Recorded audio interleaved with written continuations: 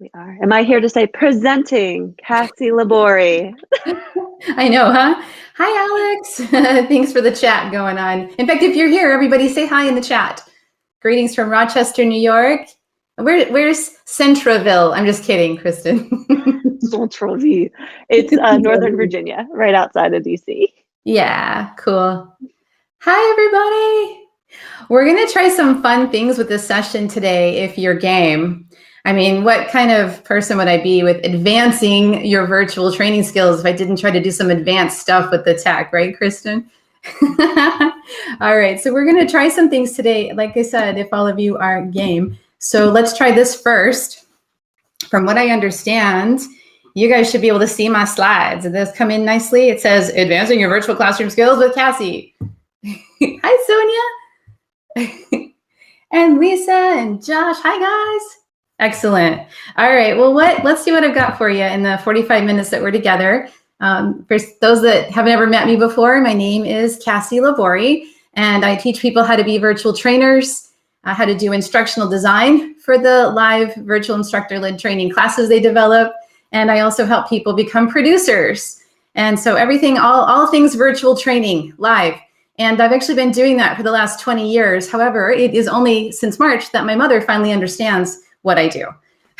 So the whole world certainly is very interested in how we do this better. And I'm not going to tell you I liked it a long time ago when I began doing it, but I certainly have learned a lot since then. And it's what I love to do now and what I help people figure out how to do each day around the world. So my slides are showing okay, Kristen, looks good. That's nice. You guys are working from dual monitors, so I can see the really cool AirMeet platform on one monitor, and then I've got my slides on another one, so it's cool. It's kind of like using Teams, I guess, where you need that so you can see the interface. Cool stuff. Hi. Okay, I keep seeing your chats and getting distracted and wanting to say hi to all the people. That's good. All right, so this is what I'm thinking advancing your virtual training is all about. Because, you know, what's advanced mean anyway? And so I'd like to see if we could answer that together in our time together and see. But this is my approach and what I wanted to use as a starting for our conversation today, and to see what you think and how you respond to it. At the same thing, we've got some other things planned for you too. So I kind of think that if we're going to advance our virtual training skills, that it's all about how things sound, how things look, like how you look and appear on camera, and then also what you're showing, you know, your visuals and the way that they're displayed. And then it's also all the stuff that people are doing when they're with you, because it's one thing to, you know, you have to sound great and look great, but it's also what people are doing. And then I think all of that's going to lead to, most importantly, how people feel when they're here. And I'm so curious what you think about this already. This idea that advanced is around feelings and whether people want to engage with the learning and what is happening. Because at this point, we all know how to click start, right? And we all know how to get on camera. Maybe some of us are still being cats while we're on camera, right? But yeah, what do you think about this? And Kristen, thank you so much for all that you're adding and for being my wonderful assistant and producer today. Yeah, and perfect visual background. Mine? Oh, thank you. Thanks, guys. This is a new office for me, and so I'm having fun with it. It's gorgeous. Thank you. Yeah, you look good, you talk good, you feel good, you do good. That's exactly right. Quote, Alex. Yeah, exactly. All right. And so, well, what are all these things all about? And so let's just open here with just a quick conversation around how are things? Like, look at this poor guy in the middle. He's frustrated with being in yet another virtual training and whatever with the phone for him. The girl on the right, whatever she's doing, she's busy and in the kitchen on the counter. But hey, that's probably her only office space, right? How is it going for all of you? How is your virtual instructor-led training going, whether you're an attendee or maybe you're a person who produces, maybe you're the designer, maybe you're the trainer. But how are you feeling about it as of today? And also, the guy on the left, is that his jacket that's on the back of the chair? That's cool. You guys know I own a jacket like that, right? You probably do too, Kristen. Oh, of course. I think if I can pop in for a second, the biggest difference that, which is why I always like hearing you present, is that when you're doing virtual classrooms, you don't get as much energy back from people. Just naturally, you're not in a room full of people. And I think that's what we all experience when we do this. It's a little bit even amplified on AirMeet because we can't unmute everyone and just say, throw out your ideas. Yeah. And so I think, especially as I watch Kassy, I think of how much energy you put out in order to try to make up for that. And it comes from 20 years of teaching to computers, which is very different from teaching to classroom. We could say that's what it's from, Kristen. It might be some other things too, but sure. I do have a background in acting, so there's that. But yes, I mean, you're right about the energy, and not all tools are created equal for open, collaborative, interactive experiences. Sometimes we're trying to take a tool that's meant for presenting to thousands, and we're trying to make it a collaborative, interactive, skills-based learning event, and wondering why we're having a hard time. And it's like, well, would you bring that collaborative, interactive, skills-based learning event? Would you book the downtown conference center for that? Would you go to the big conference center where the thousands of people could be to hold that class? You probably wouldn't. You would book a nice cozy room, maybe at the hotel, where they've got the meeting spaces that were comfortable, right? In the olden days. But yeah, lots of things coming through the chat, an uphill battle, lots of telling. That's true, Alex. I have to have people off mute. When I'm teaching, I just need you to be off mute. I want to be able to hear you. I want to hear the laughter. I want it to be spontaneous response. And of course that comes with like communicating up front. Let's all be in the space that we can so that you can have that kind of environment. It depends entirely upon your objectives and what you're doing. But the idea that all learning experiences are the same virtually, where you gather thousands of people, everybody's muted, and the trainer is supposed to somehow magically make that amazing every single time. The idea that that's going to work every time is, it's why we're falling short, frankly. It does. It all makes a difference, all these things. What else is coming through there, Kristen, as they respond to how it's going? I think still people are having technical difficulties with folks who are not still understanding when to mute and when not to mute. And how that, especially in a virtual classroom, that one unmuting apple can kind of spoil the whole experience for everyone. Yeah, there's like a reality that we need to teach people how to be here. Kristen, I know you have a little one, and if you look at like all the learning that she's going through to learn to be in school, just the process of getting ready and going and how you act when you're there. We've been learning how to be in the space, in a learning space since we were very little. But then when, now that we're online, everyone's just been given a link and we're supposed to know about all the muting and all of our cameras and all the space and all these things. It's like reality is people need to learn, and we need to help them and guide them through that.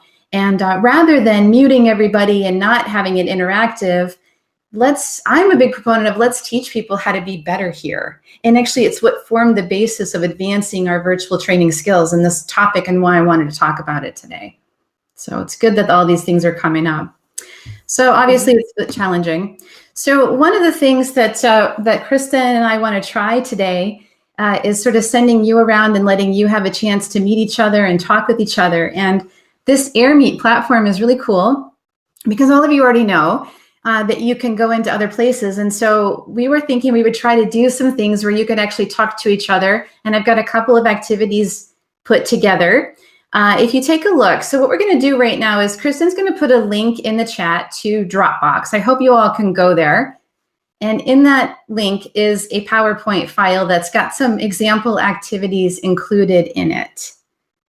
And so let's see if you guys can download that file. And if you're unable to get it from the Dropbox link, then you have to just tell me, and we got to figure out what else we can do because that's where I put it. Yeah.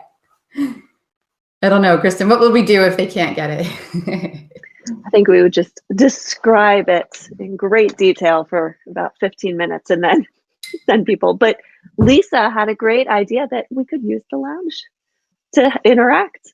We could do that. We could use the lounge, the tables out in the lounge to interact. That's right. So that's what I do want to have people do, is go in the lounge. And so tables 8 through 12 are ready. And you guys, the file that I would love for you to use is going to sort of help you with that. And so when you go into the tables in the lounge for 5 minutes, if you look at slide number 4, probably one of you will be able to at least get to the file, right? One of you could share your screen over to this slide. It's slide number 4. And what you do is you answer the question. So as you're meeting each other, I'm kind of guiding it a little bit. You could say, this is me, you know, like today I'm feeling kind of like the tiger, trying to figure out this technology.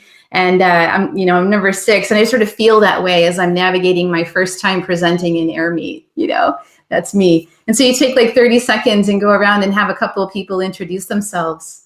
And so what do you think? You guys want to give it a try? I know, Kristen, I said I wasn't going to do it, but now here I am. I want to do it. And give you kids a chance to talk to each other. And so the way it would work is literally you guys just take 5 minutes. So we'll call you back at 5 after the hour. Go over to one of the, Louise said 8 through 12.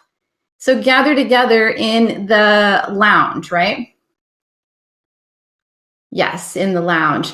And one of you share your screen for the next 5 minutes and answer this question and meet each other. And let's see how it goes. And then come back over here and we'll regroup for the next one. Have fun. And keep an eye on the announcements and the event chat in case we need to broadcast anything to you. Hey, Madasa. Kassy also had a good idea to screen cap the slide. So if anyone's having trouble yes. getting the things off of Dropbox, I know Josh's network blocks Dropbox, but hopefully someone at the table can. That's a good idea. Just do a screenshot right here, yeah. and you've got it. That's right. Perfect. Awesome. Cool. Thank you. So, Kristen, how about for you, just in case there's anybody here, do you want to, which image best describes you in your role? Oh, in my role, I would say probably the hot air balloons, because I have a lot of like different things every day going in different directions, and I'm just trying to like make sure they're all kind of not running into mountains and plains. That makes a lot of sense. Yes. How about you, Kassy? The tiger was the one I was looking at previously, because I feel like the tiger, since I'm figuring out Air Meet, you know, and I can get a little focused and then I pounce on something, you know, and so, yeah, that's good. That's all. I'm now singing that song in my head. I'm so glad you posted that. Which one? A song from Peg Plus Cat, which is Q and I have kids who are about the same age. Oh, all right. The problem solved. Cute. Yes. Problem is solved. So we have a few more people in. If anyone wants to put in the chat the number of theirs, if they have not made it out. What else could do, Kristen? Do you have the controls where you could promote people and they could come off mute? Ooh, let's see. If there's anybody who wants to, you guys, we could try this. Kristen and I are really willing. We're pouncing on the Air Meet right now. Yeah, actually, maybe if anyone wants to. Oh, yeah, if you raise your hand, then you will show up in a little window, and then I can promote you in. And it's so funny watching Kassy or anyone who knows these kinds of platforms really well, because they don't really come in and say, okay, where's the breakout room? It's more of how do we break people out? It's right. Focusing on that action of this is the objective I want. I don't care what platform we're on. How do I do the thing that I need to do? Right. Regardless of what you call it. That's totally how I approach things, for sure. Because it's like it's based on the learning and the objective and what we need to do. And then I look to the platform to say, well, this is what I need to do. How do we do it? And if a platform isn't going to let me do it, then I'm going to get a different platform. You know? And that may mean combining platforms, or you know, whatever it may mean. Exactly. Cool. Yeah, we got 3 more minutes. Is there anybody in here with us right now that wants to come off mute and answer the question while we're waiting for others in the other room? Because technically we're a group too, right? We are. I don't see a raise hand button. I see a bunch of other emoticons there, like a thumbs up and a heart and things.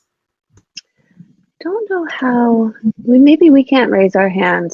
I don't see one. Maybe you guys, if you could type in the chat, let us know, and maybe we could. Do you have a way on your screen, Kristen, to promote them? I bet I will when someone raises their hand. Okay, Molly, do you want to come on, or are you just practicing raising your hand? Oh, she found it. Cool. Okay. Oh, do I have? You know what? We must not have raised hand because we're speakers. Oh, and Molly's. How do I invite her on? Requests. I might not have the power. Luis, do I have the power to do it? Like we need. Can Luis do it? Is he here with us, or is he in the tables? Oh, the lower. Oh, okay. So yeah, lower we don't center, have raised hand because we're speakers, I think. Yep. Okay, so yeah, we can't get anyone to come and talk with us. I think it's a big thing, honestly. I really think that like part of virtual training that's weird is that no one talks. So why is no one talking? Well, they're muted. And so, you know, you have to, when you're running virtual training, like today's different, it's a conference, so it's not the same thing. But when we are together, we need to be able to speak and do and be seen and be heard. And the more that you're not letting that happen, the more people aren't learning. I mean, it's why. And even more than the full chat is the ability to chat with the person that you trust. So, you know, if you block DMs because you think, well, they don't need to be distracting each other, you're also blocking the ability for someone to say, hey, I had to run and grab something real fast. What did I miss? Without asking the entire chat and, you know, exposing themselves as someone who needs to drink water every once in a while. I know, that's exactly right. That is exactly right. Okay, if I go to people, let's see if that works. I'm gonna, okay, so Molly, I'm gonna test you out if it lets me. We don't have that option, do we? Nope, I don't see it. Nah. I think we'd have to be the host. Yep. Yeah, and this is the other thing about, you know, you were saying you have a hotel conference room, which is designed to kind of speak one to many, or you have smaller rooms. All online platforms are the same way. Also, you have cats who sometimes show up. All online platforms are designed for a specific thing. And so you have to really understand what that specific thing is as you are trying to make things work. Yeah. Yeah. It's the truth. Let's bring everyone back, hopefully. Let's see if they're coming back. Let us know if you're here. Good, good. Yeah. I mean, you know, let's just, let's see how it went. I'm so curious as people are coming back. I don't have any way to bring them back. We're just hoping they're coming. But for those of you that are back, how did it go? Figuring out, you know, your way in the lounge, somebody sharing your screen. Did anyone actually get a chance to do the activity? And let's see what happened here. And of course, we're going to respond via the chat. Here's a thing I know we can try. Look at this. Is it working? It is.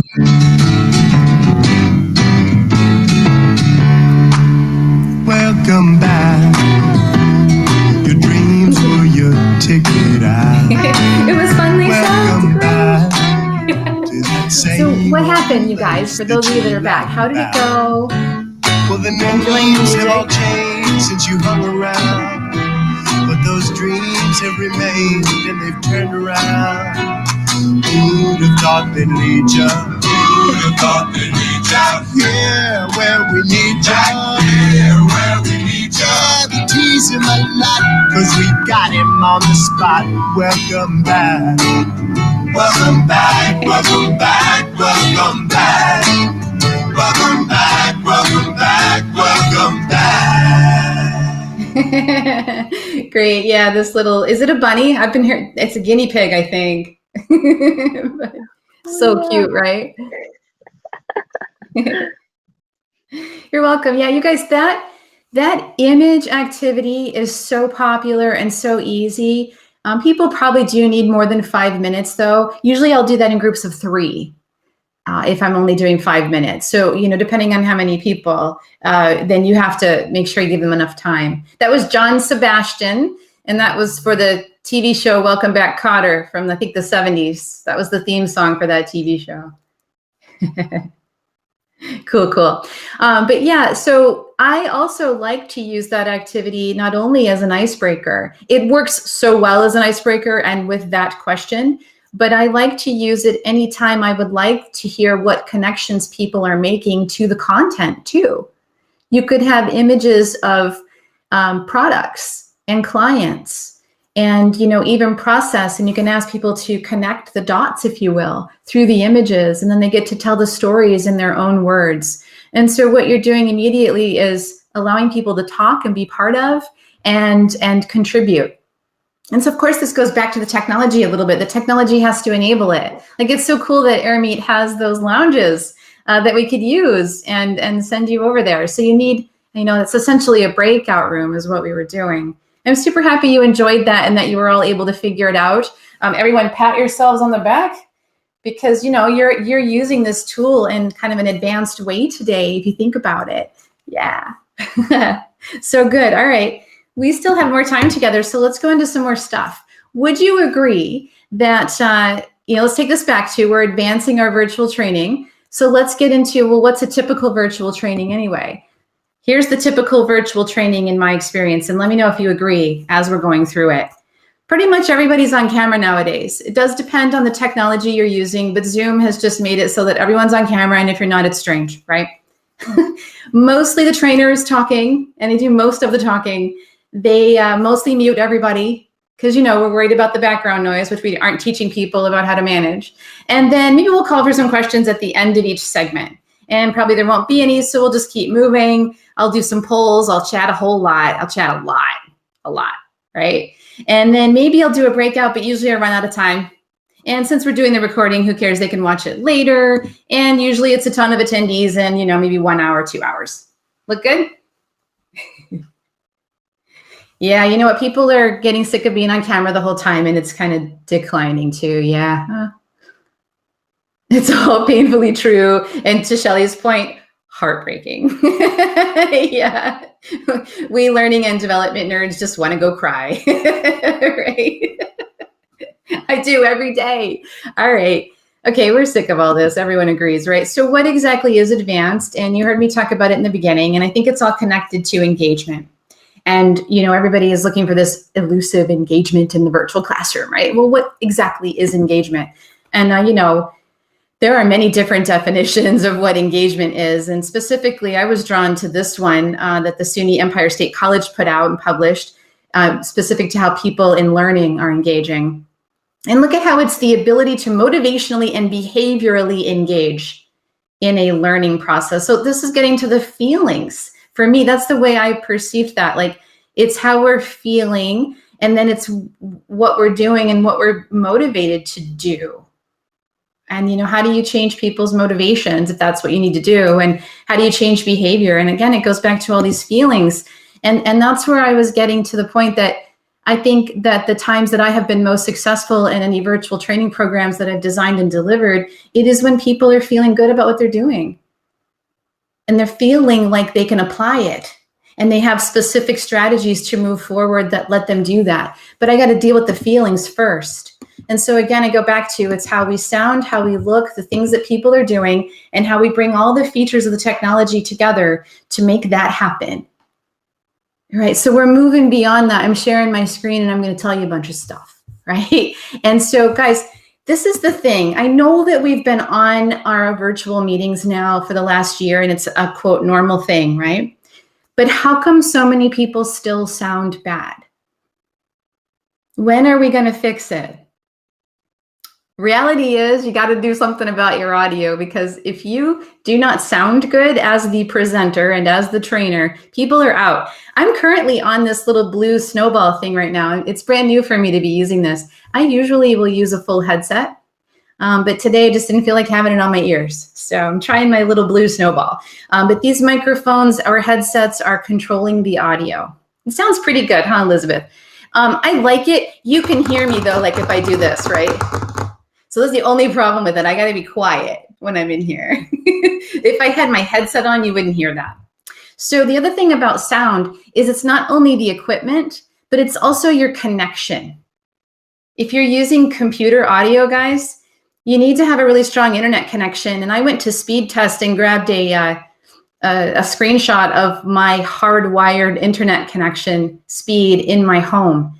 And then I went to Wi-Fi, and I just wanted to show you the difference between the Wi-Fi and the hardwire. You see that? 37 on the download versus 432. So if you're cutting out, you might have a beautiful microphone, but you're cutting out because your Wi-Fi is cutting out. And so you have to pay attention not only to the equipment, but also to your connection and make sure that it's strong. And then the other thing you have to do is pay attention to how you're using your voice. I have for many years focused on how I use my voice. I am no singer, though I wish I was.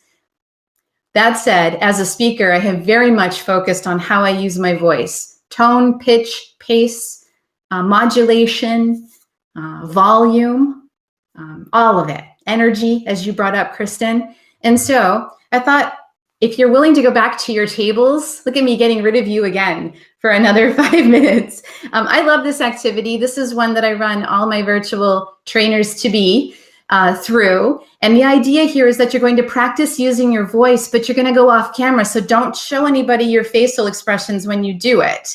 You have to go off camera and you're going to say, who has the first question? But you're going to say it in one of 9 ways, and everybody should be able to guess which one was you. So look, I'm going to go off camera just for a second, and I'm going to say who has the first question. You guys tell me in the chat which one I'm doing. Ready?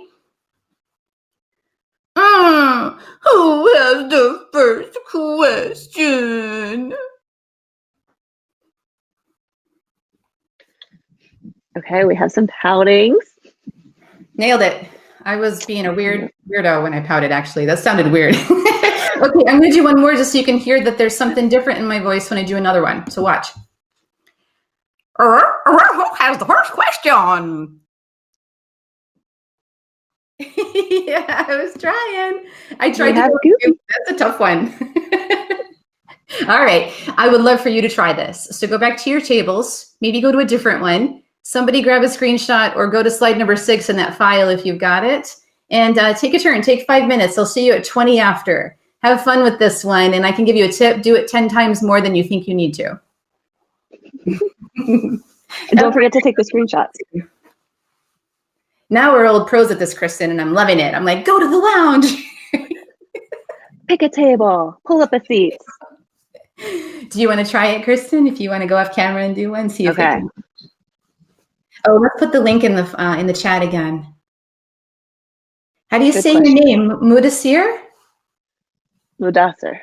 Mudassir? Yeah, so Mudassir, if you want to also take a screenshot, I think that was an awesome idea from Q, who always has the best ideas for on-the-fly video. That was a brilliant idea for sure. Yes. Okay, I'm going to turn off video. Okay. Who has the first question? Oh, sleepy. Nailed it. I picked it because I did an honestly authentic yawn as soon as I turned my camera off.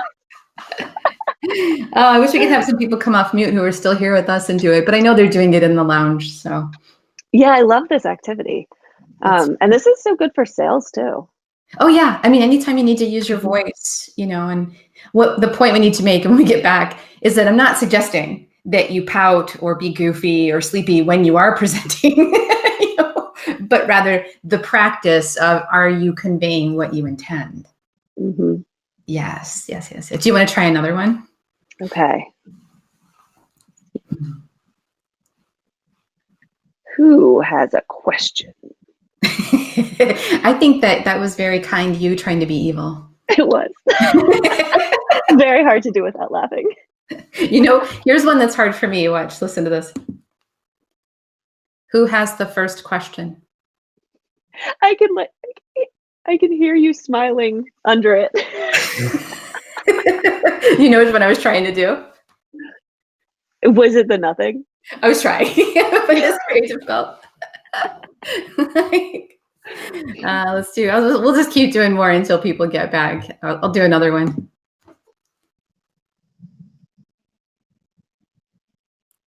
Who has the first question? Confused. Yeah. I had to think for a while which one I wanted to do. That added to it. Did it? Yeah, Yeah. you're right. It was good that I went with that. Yeah. Like, huh? What are we doing now? Yeah, you really have to like be a lot of the energy for the audience when you're doing this. Yeah, it's like no matter how you're feeling. I always say like never let them hear you sweat. You know? That's good. I know we're on camera and everything, but there's just so much about the sound that's contributing to how we feel. Mm-hmm. It's guiding it. Like this is why radio has been so popular for so long. I mean, certainly television too, but sound is a big part of that. I mean, people complain about monotone presenters or presenters that have no character or that just don't sound authentic. Mm-hmm. And there's all this stuff about our background images and the way we look and all that too, of course, but they go together. Right. And there is a little bit more, I think, leeway for people now. It used to be that we expected everyone to be perfectly polished if they're going to be on camera, and now it's you're on camera all day. Right. But I think, thinking to, the people or the podcasts I listen to, the things that I take in audio wise all day, there are certain things I'll listen to in the morning because I know I'll get energy from it, and certain things I listen to at night because I know it's not gonna, energize me too much. And probably a lot of that's based on sound, isn't it? Mm-hmm. I mean, even if you just look at this simply like music, upbeat music versus music to put you to sleep, there's so much about our voices, and I don't know that everybody's paying attention to it when they present. They're letting their nerves or their confusion. Hi, is this thing on? Okay. I'm gonna go through my slides now. Yep. Nobody wants to hear that. I used to work a long time ago with subject matter experts who were presenting, and it's usually the first time they'd done a webinar or anything virtually. And a couple of them would put pictures. They would take pictures of like their kids or their dog on the camera, or next to the camera, and pretend that they were talking to them. And it just made them much more interesting to listen to. It's true. Whatever you got to do. Exactly. All right. I think we're going to get everyone coming back now. We'll remind them. Welcome back if you're here. I can't sing the welcome back theme. I shouldn't. Welcome back.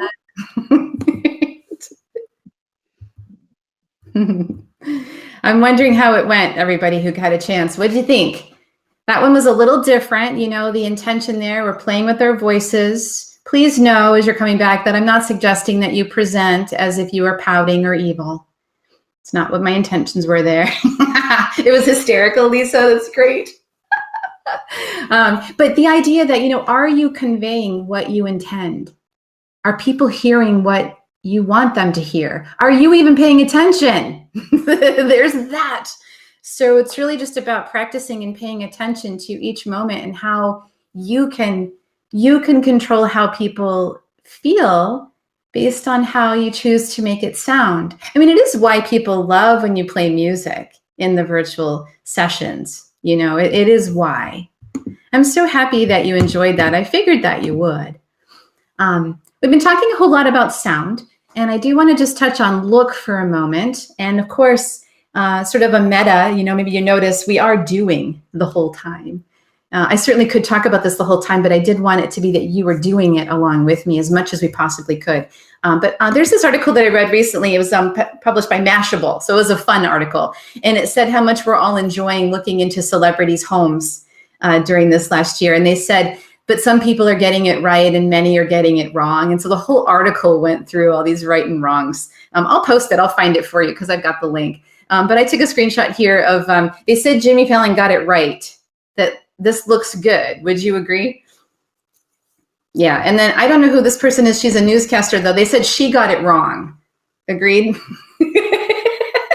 So she certainly didn't intend to, I'm sure. I actually personally love that. I think it's hilarious, but you can't take her seriously. So it's really important that we pay attention to how we look when we are on camera. And the reality is we got to look great. we're now up against Hollywood. Come on, Hollywood uses Zoom every day. So we got to look good. And I did some research on this, and I decided that these are the 5 things that really, no matter what article you read, these are the 5 things that they pretty much say. And so take a second to read these and put a little emoji in the chat once you've read all 5 of these great tips for looking great on webcam like that puppy.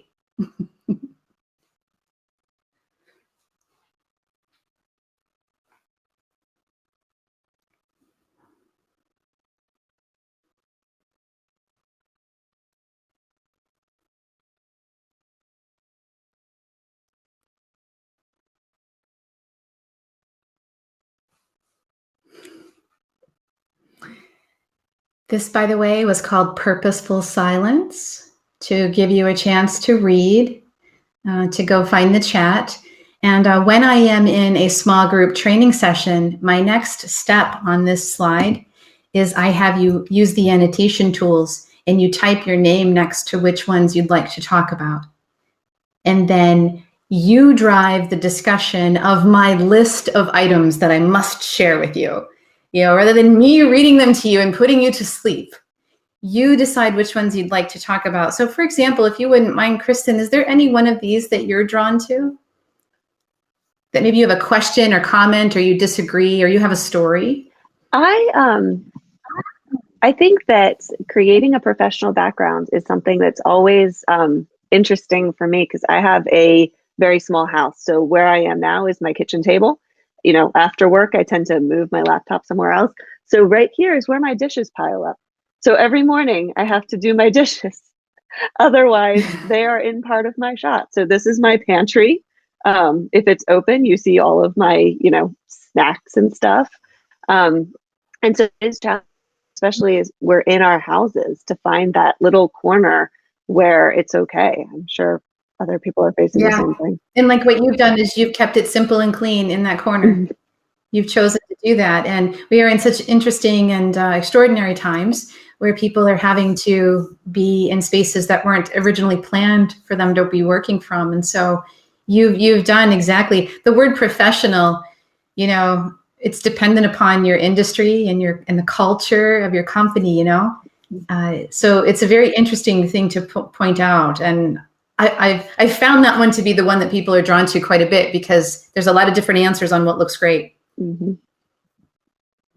So what I do whenever I have a list, thank you, Kristen, is I'll have people, I set it up, I have people read the information themselves for a moment, and I'm quiet. I take a drink of water, I mute myself, I breathe, I think about what we're doing. I use the feedback in some way, like today you all sent the little emojis in the chat to let me know that you were done reading. I wait for about 75% of the people when I'm in a small group. I like to use annotation in the small group too, where they type on the screen. And then I just go around and have people unmute and discuss which ones they chose. And then I debrief it based on the comments that you added, and I'm going to connect it to the greater learning objective from there. So there's no need for me to ever read a slide ever again. And it's always going to involve you if I decide to do it that way. It's amazing, right?